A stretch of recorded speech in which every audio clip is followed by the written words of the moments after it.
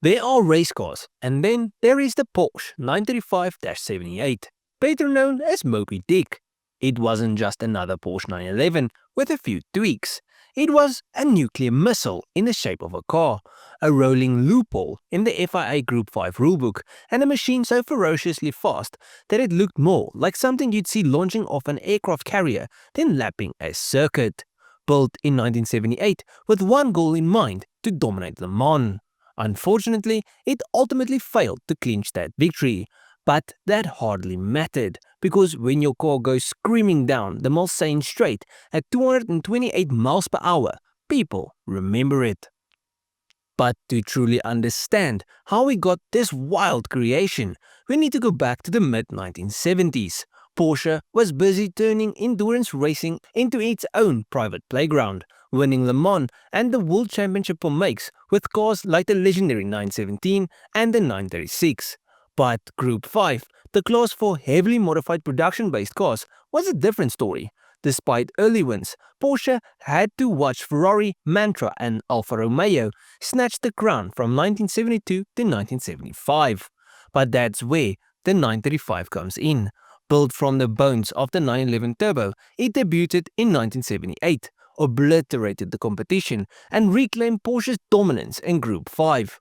By 1977, Porsche sold 13 935s to privateers, while keeping the most advanced factory-backed versions to themselves. Though plagued with reliability issues, the 935 still managed to secure another title, much to the despair of everyone else trying to compete. But Porsche wasn't satisfied. No, the engineers in Stuttgart wanted a car that would terrify anything on track, a car that could conquer the mighty Le Mans. So they went back to the drawing board once again, and what emerged was the most radical, most unhinged, and most powerful 911-based race car ever built, the 935-78. And with this car, they bent a little rules.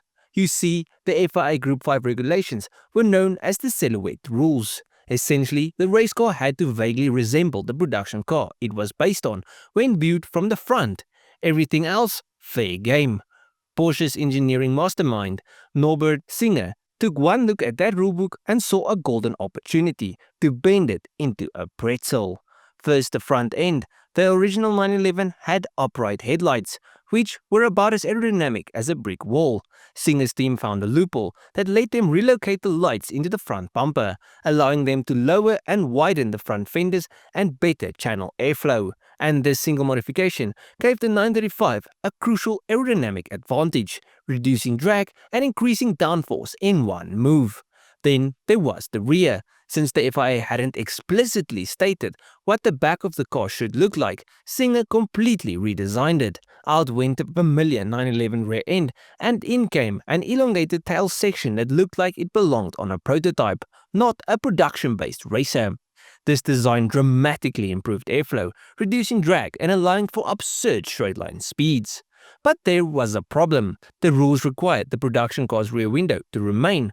Porsche, refusing to let something as trivial as a regulation get in the way of performance, simply added a second window on top of the first, creating the illusion of compliance while maintaining optimal aerodynamics.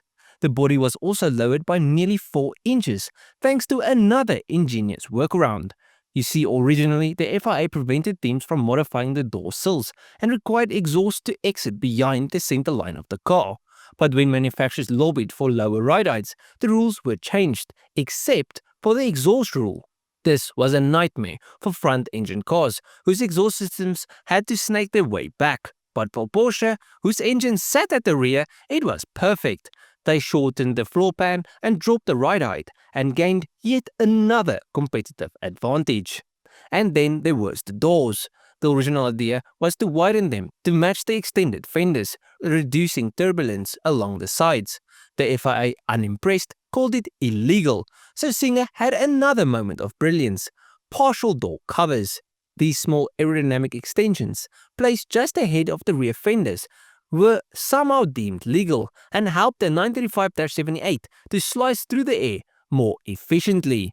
Underneath all of that aero trickery sat an engine that was nothing short of an engineering masterstroke. At its core, the 935-78 used the same twin-turbocharged 3-liter flat 6 as previous versions, but it had been bought out to 3.2 liters and fitted with an all-new cylinder head design.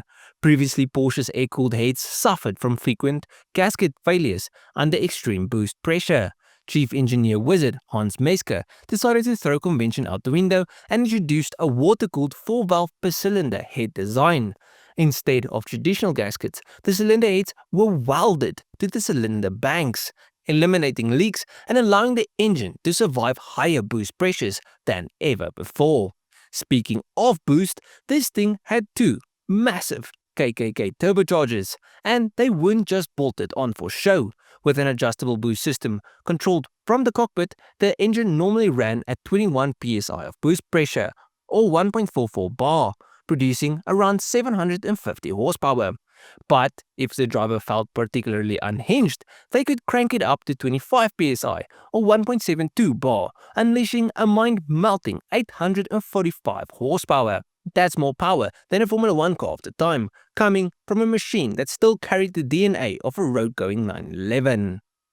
Now, initially Porsche planned to unleash the 935-78 in the World Championship for Make season, but this would have annoyed their customer teams who had spent a fortune on 935-77 models, so Porsche entered it in just one race before Le Mans, the Silverstone 6 Hours, with Jackie Ickx and Jochen Mass at the wheel. Moby Dick absolutely demolished the field, finishing 7 laps ahead of the next car.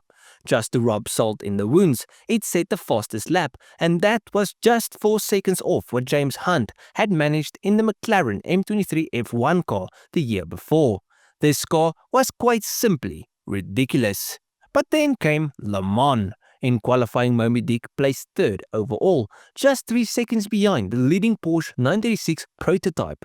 It had the speed, reaching 367 km per hour or 228 miles per hour on the Mulsanne Straight, making it the fastest car in the race.